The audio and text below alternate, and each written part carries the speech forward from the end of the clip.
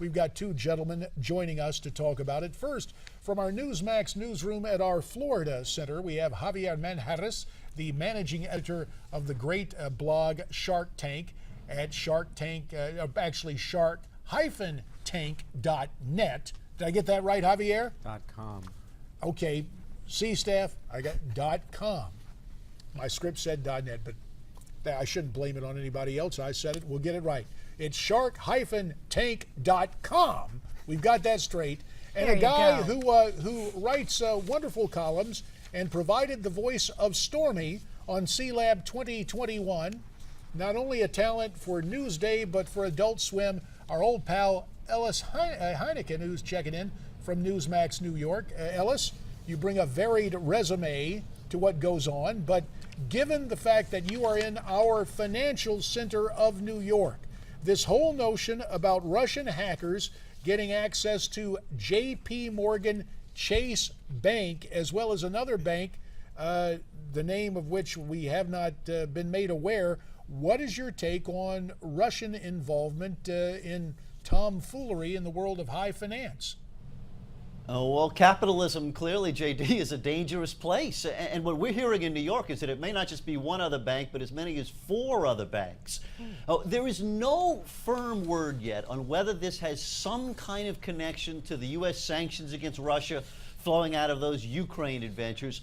Most of the investigators, I think, believe that it really is just, as you put it, a little financial tomfoolery, hackers in there trying to get money, because the kind of information they got, and they were able to pull this out of these J.P. Morgan computer servers, has to do with account information and other technical financial detail that really does have some value out in the marketplace.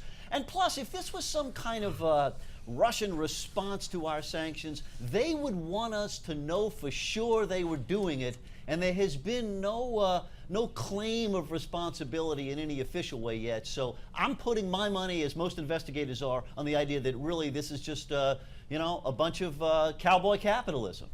Let's take a moment now and talk about ISIS.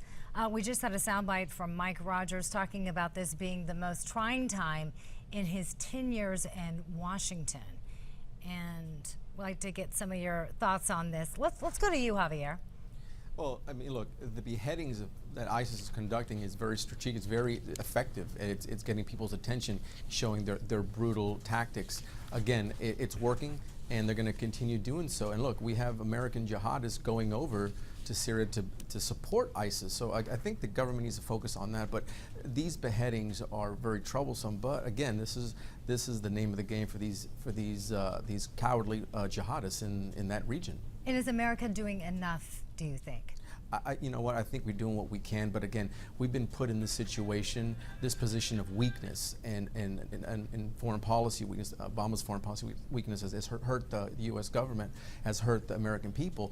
And again, we've gone 2 steps back from where we were maybe 10 years ago, at least post 9/11. Now we're at that 9/11 mentality of 9/11, pre 9/11. Well, let's get Ellis for his input on this. Since you sit in New York, it was a target on 9/11.